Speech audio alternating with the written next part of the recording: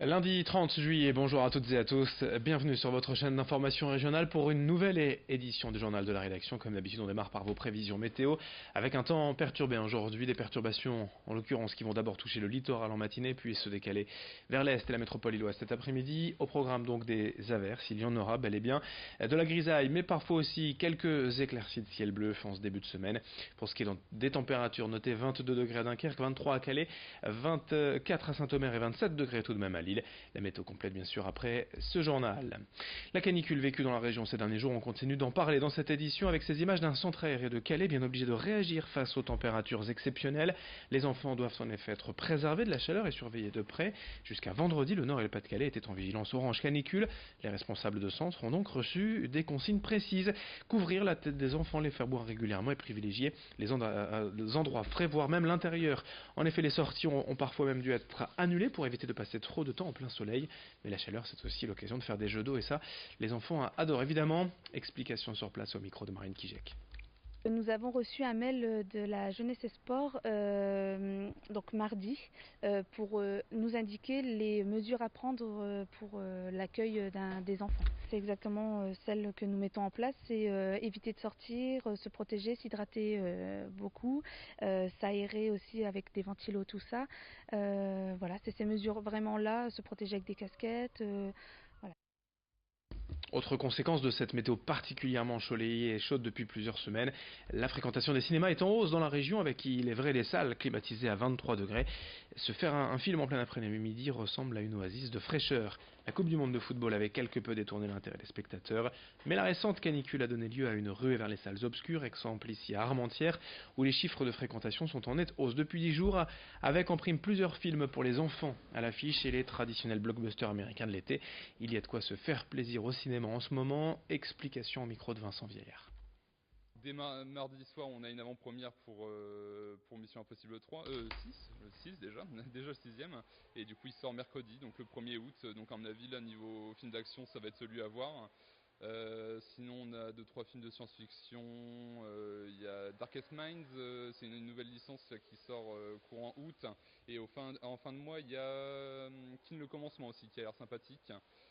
Sinon en comédie, je conseillerais peut-être Neuilly sa mère, là la suite du premier qui avait bien tourné, donc à première vue ça devrait être sympa, si c'est plus les comédies françaises qui intéressent. Autre information en images, dans cette édition, les buralistes français se disent prêts aujourd'hui à vendre du cannabis.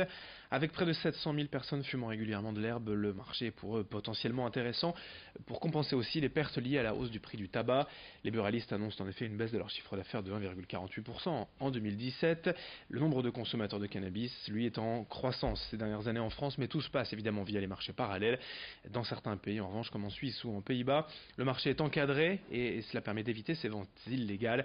Nous sommes donc allés à la rencontre d'un militant buraliste à Anzin, près de Valenciennes. Écoutez-le au micro de Xavier Silly. Quand on voit le dernier sondage qui a été réalisé en 2017, 41% des Français sont favorables à la vente et l'encadrement de ces produits.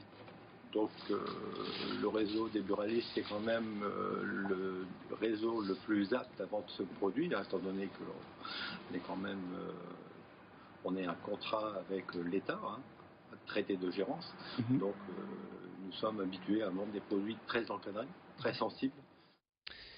Autre image dans cette édition, autre info pratique pour vous annoncer un chantier sur les routes de la métropole lilloise. La RN 356, autrement appelée la voie rapide urbaine entre Lille et Ouascal vers l'A22, est fermée depuis hier soir et jusqu'au 19 août dans le sens Belgique-France. 5 km de travaux pour refaire entièrement la chaussée, mais aussi l'assainissement et les équipements. Dans l'autre sens vers la Belgique, la circulation se fait normalement, mais vers Lille, la route sera donc déviée par l'A22 et la RN 227 vers le boulevard du Breuc à Villeneuve-d'Ascq.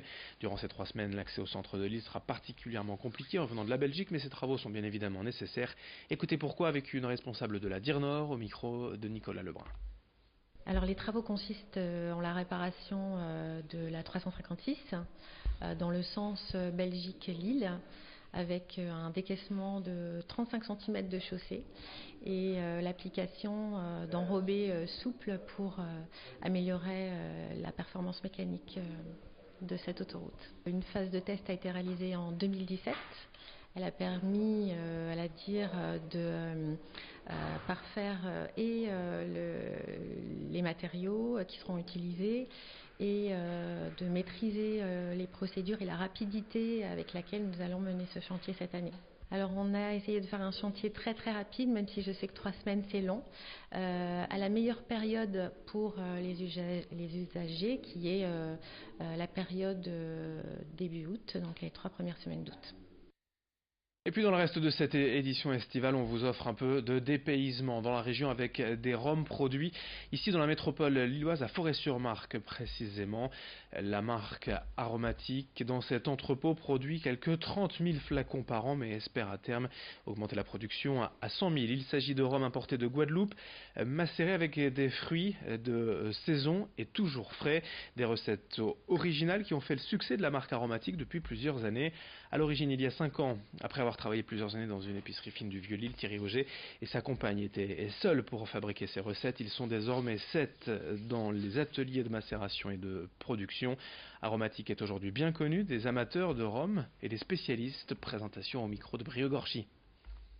Clémence et moi sommes issus de l'univers des fruits et légumes puisque nous étions primeurs épicerie fine dans le Vieux-Lille pendant une dizaine d'années et du coup on se sert de toutes nos compétences et connaissances en la matière pour créer ces macérations-là. Alors pourquoi le rhum ça je ne saurais pas vous dire, mais c'est quelque chose qui nous plaisait bien et puis on s'était déjà amusé il y a assez longtemps à faire des petits mélanges avec nos fruits, les fruits de notre magasin et on s'était dit que ça serait pas mal de lancer une marque haut de gamme dans le rhum arrangé puisque c'est un créneau qui n'est pas pris et voilà et c'est une manière pour nous de rester dans l'univers des fruits et légumes. Fin de cette édition, merci à vous de l'avoir suivi. D'autres infos bien évidemment à suivre dans nos prochaines éditions dès le prochain quart d'heure. Météo, info, trafic et info près de chez vous à suivre. Très belle journée à toutes et à tous.